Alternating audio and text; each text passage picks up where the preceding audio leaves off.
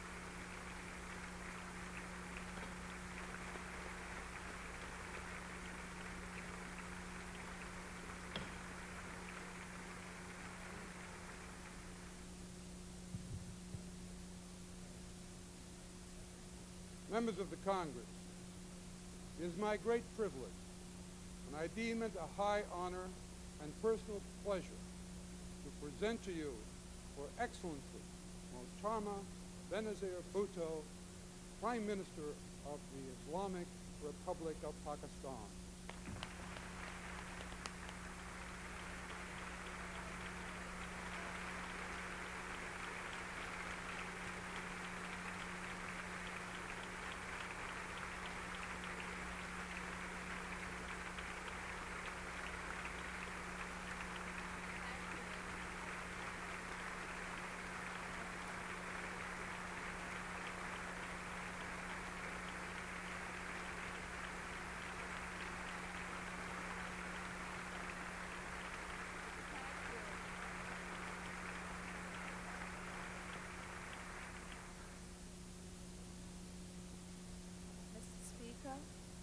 On behalf of myself and my delegation in this hall, permit me to extend my warmest congratulations to you on the assumption of your high office.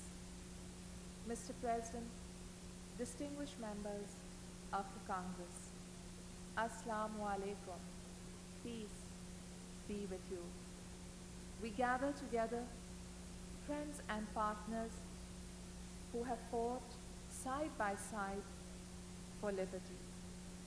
We gather together to celebrate freedom, to celebrate democracy, to celebrate the three most beautiful words in the English language: we the people.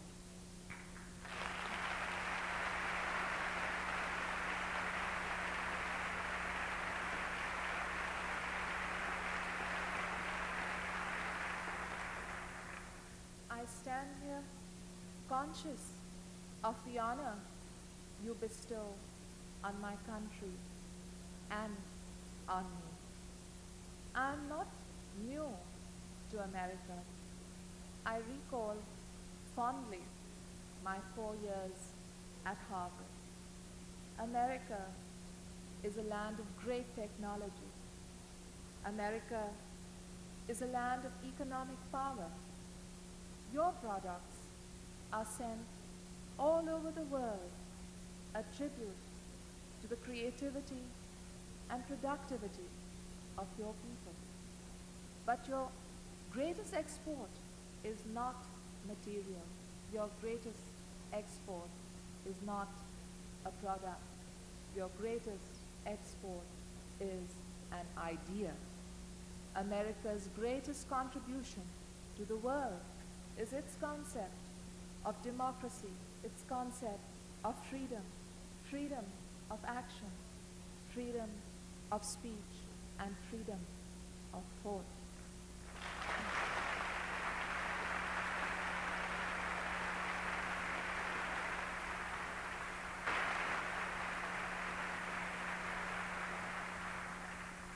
President Bush, in his inaugural address, spoke of a new breeze across America.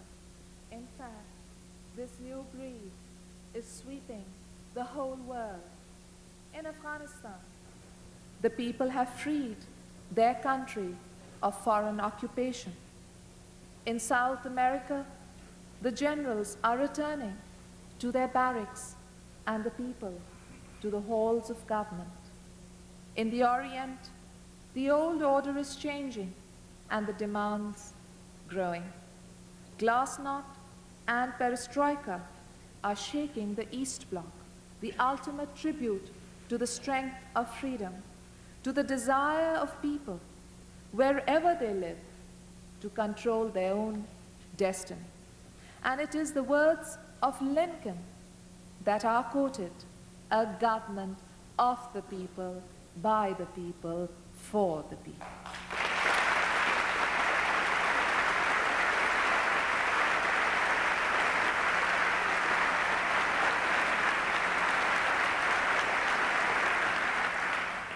For many of us, the root of all this progress, the foundation of democracy, lies on this continent 200 years ago in your Covenant of Freedom, in words penned by Madison, we the people. My presence before you is a testament to the force of freedom and democracy in Pakistan. Throughout 1988, the call for democratic change in Pakistan grew louder. After a decade of repression, the wave of freedom surged in Pakistan. On November 16th, the people of Pakistan participated in the first party-based election in 11 years. The Pakistan People's Party won a convincing victory, showing wide national support all across the 4 provinces of our great country. Democracy had at last returned to Pakistan.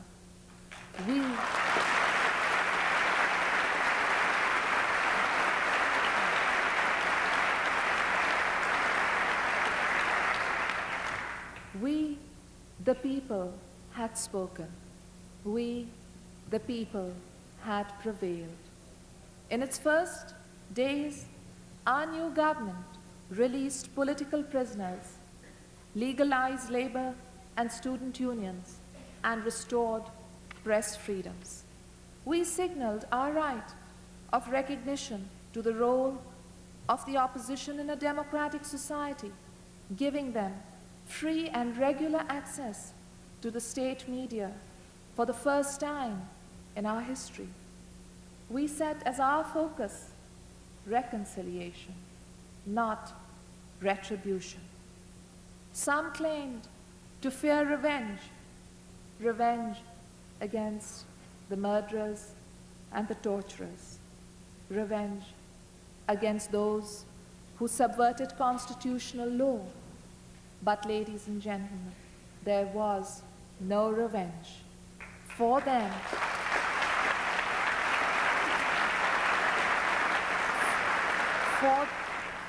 For them and for dictators across the world, democracy is the greatest revenge.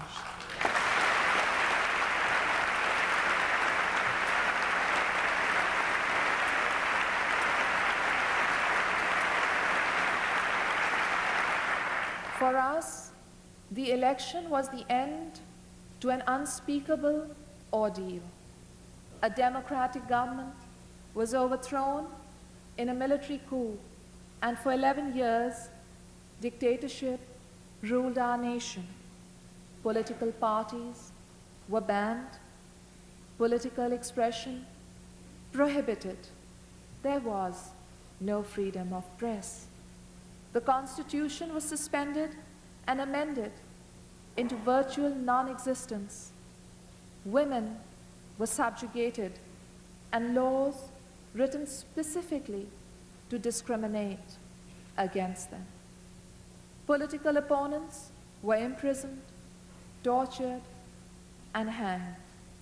It was the luckier ones who went into exile. Our struggle was driven by faith in our people's ability to resist, faith in our religion, Islam, which teaches us that tyranny cannot endure. Tyranny cannot endure.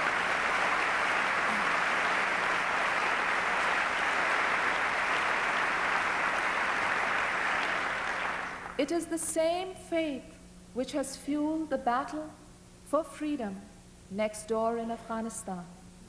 Both our countries have stood alongside the Afghans in their struggle for more than a decade. For 10 long years, the people of Pakistan have provided sanctuary to our Afghan brothers and sisters.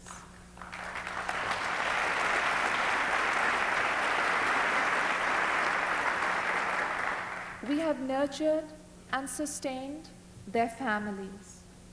More than 3 million refugees are on our soil. Still more are coming, fleeing the bloodshed, and we have welcomed them, housed them, and fed them. And for 10 long years, the United States, in a united bipartisan effort of 3 administrations and 6 Congresses, has stood side by side with Pakistan and the brave Mujahideen.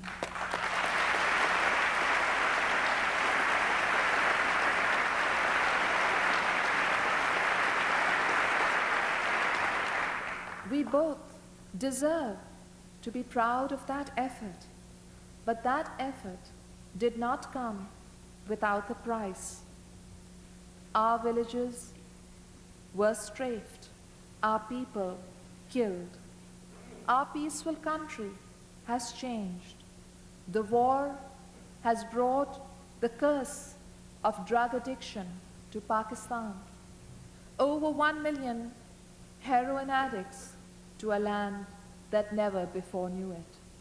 Our forests have been depleted, yet our commitment to pay the price for freedom has not been shaken.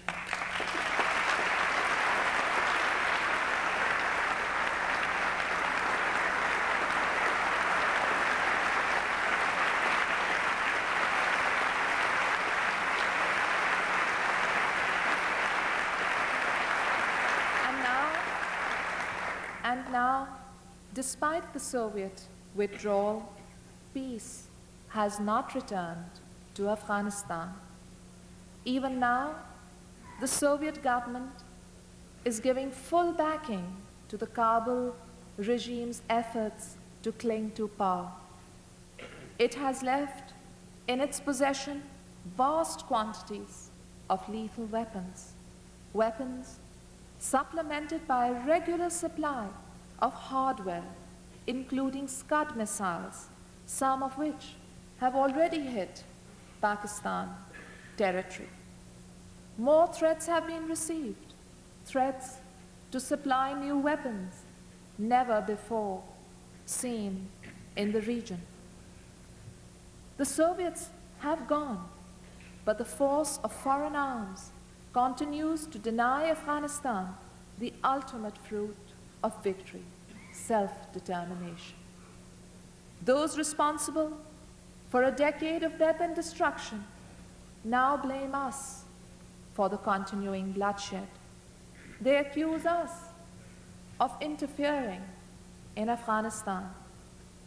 Distinguished members, nothing is farther from the truth and nothing is more unjust. Our concerns are for a stable, independent, and neutral Afghanistan, an Afghanistan where the people can choose their own system, their own government in free and fair elections.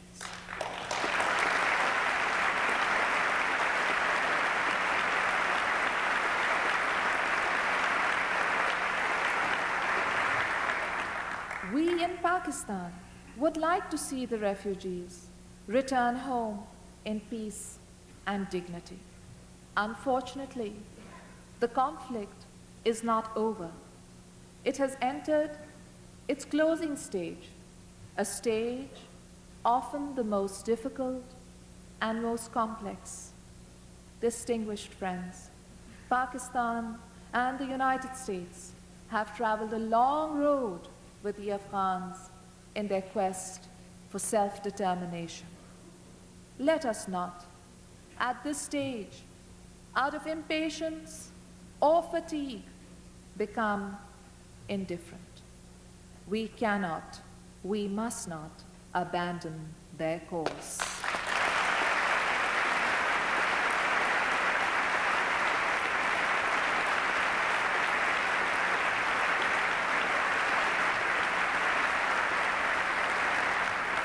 The world community must rise to the challenge which lies ahead, the challenge of achieving a broad-based political settlement to the war, of rebuilding a shattered country, of helping the victims of war, of developing the Afghan economy. Mr. Speaker, now Pakistan and the United States enter a new phase of an enduring relationship. Our shared interests and common international goals have not disappeared. If anything, they have been strengthened. Our partnership is not a friendship of convenience.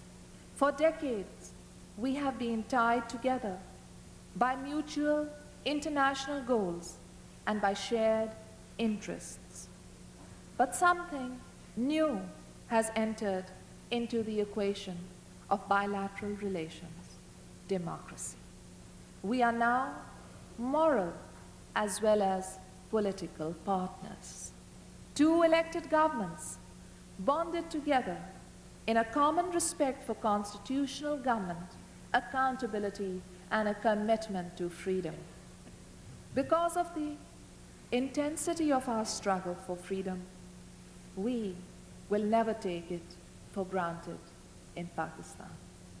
Our democratic institutions are still new and need careful tending. Democracy's doubters have never believed that it could address the problems of developing countries. But democracy in Pakistan must succeed to signal nations in political transition all over the world that freedom is on the rise.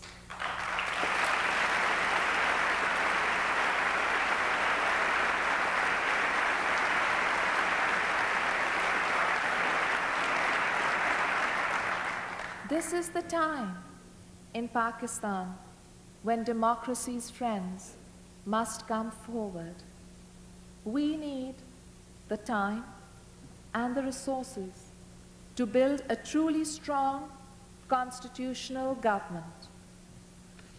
If we succeed, all democracies share in that success.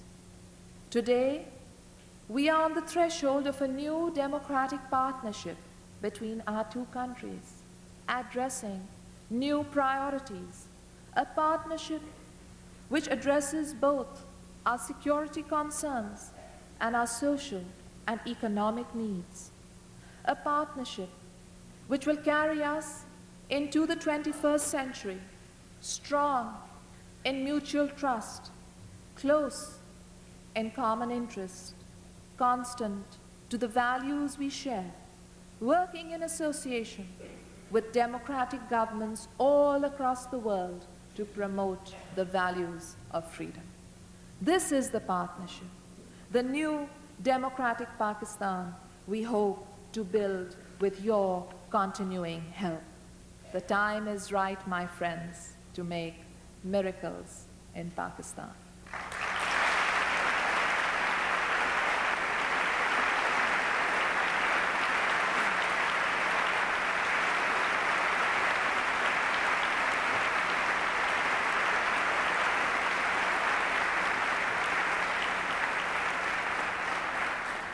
The dictatorship of the past has given way to the forces of the future.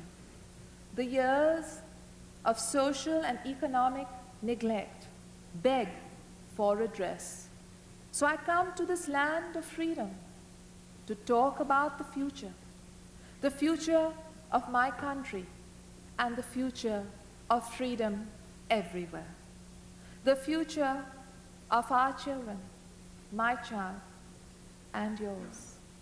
I come before you to declare that we cannot choose between development and democracy. We must work for both.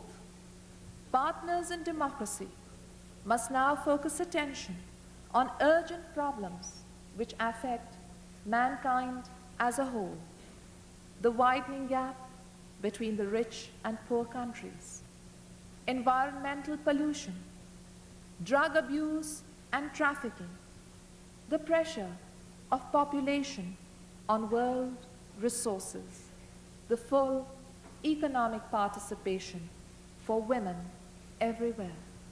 We must join together to find remedies and solutions for these problems before they overcome us. Of all the crises facing us, my government is giving the highest priority to the problem of drug abuse. We are determined to eradicate this plague from our country. To that end, we have established a new ministry for narcotics control. We are taking vigorous action against drug offenders.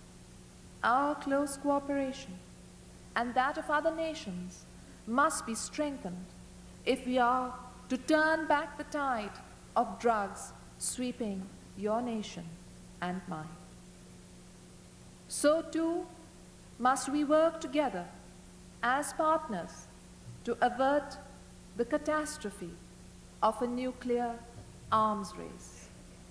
Speaking for Pakistan, I can declare that we do not possess, nor do we intend to make a nuclear device.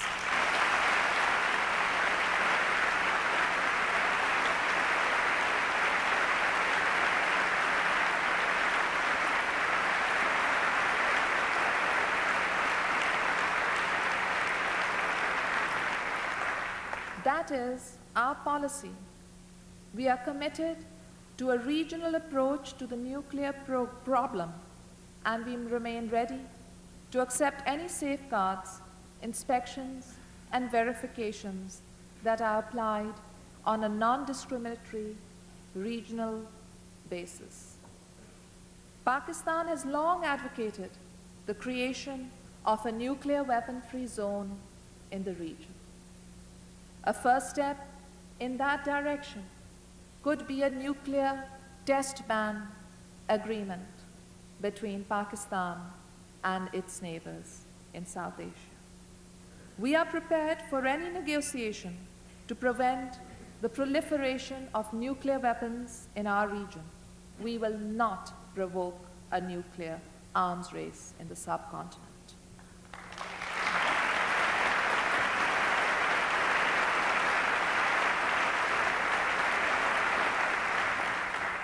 The United States has long held a commitment to peace in South Asia. It is a commitment which Pakistan shares. It is in this spirit of peace, of regional cooperation, and bilateral partnership that I come before you today. This, then, must be our agenda: democracy and development, security and international cooperation. The people of Pakistan appreciate the assistance you have given us, the assistance which you continue to give us.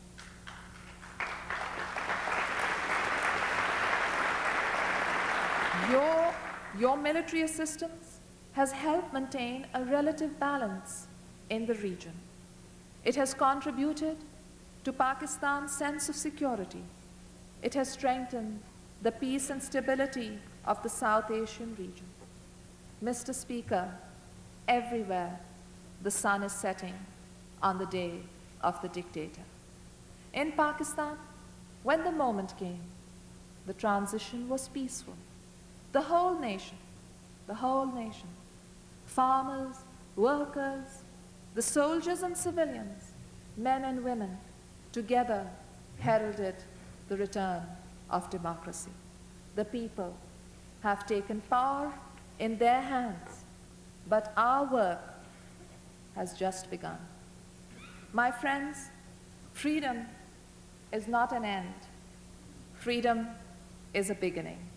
And in Pakistan, at long last, we are ready to begin. Our two countries stood together in the last decade to support the fight of the Afghan people for freedom. Let us stand together now as the people of Pakistan strive to give meaning to their newfound freedom. Come with us towards a tomorrow better than all the yesterdays we knew. History, the rush of events, perhaps even destiny, have brought me here today. I am proud to be the elected Prime Minister of Pakistan in this critical time. It is an awesome obligation, but in the words of John Fitzgerald Kennedy, I do not shrink from this responsibility. I welcome it.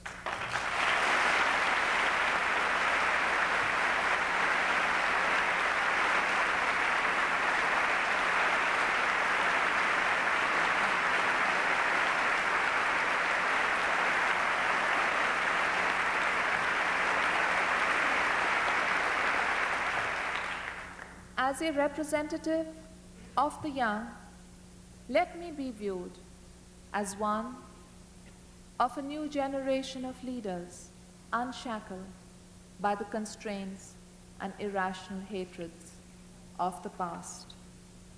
As a representative of women, let my message be, yes, you can.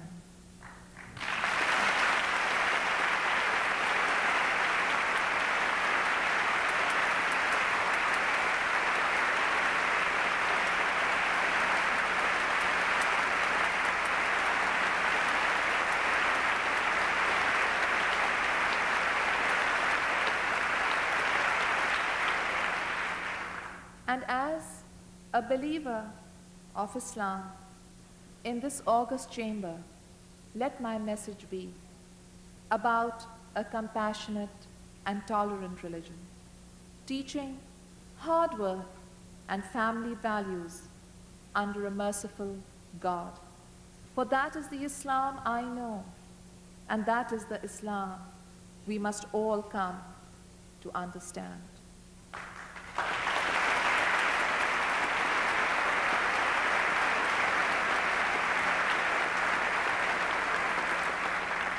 For me and the people of Pakistan, the last 11 years have encompassed a painful odyssey. My countrymen and I did not see our loved ones die or tortured or lashed or languished in solitary confinement, deprived of basic human rights in order that others might again suffer such indignities. We sacrificed a part of our lives. We bore the pain of confronting tyranny to build a just society. We believed in ourselves, in our cause, in our people, and in our country. And when you believe, then there is no mountain high enough to scale. That is my message to the youth of America, to its women, and to its people. I thank you, distinguished friends.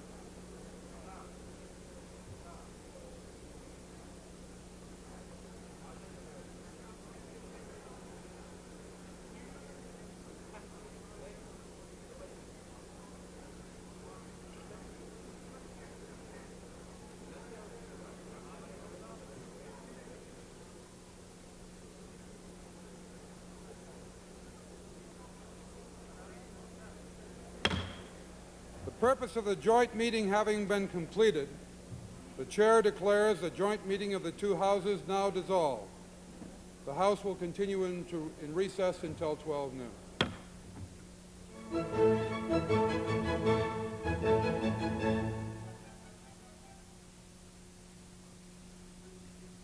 That concludes the remarks of Pakistan Prime Minister Benazir Bhutto before a joint meeting of Congress. Tune to our schedule update tonight at 8 p.m. Eastern, 5 Pacific Time for information on when this program will re-air again on the overnight schedule. The House is now in a call of the chair recess. Members are scheduled to reconvene again at approximately noon Eastern Time, 9 Pacific. In the meantime, we bring you the remarks of Senator Patrick Leahy and Representative Kiki de la Garza. They were at this morning's breakfast meeting of women involved in farm economics.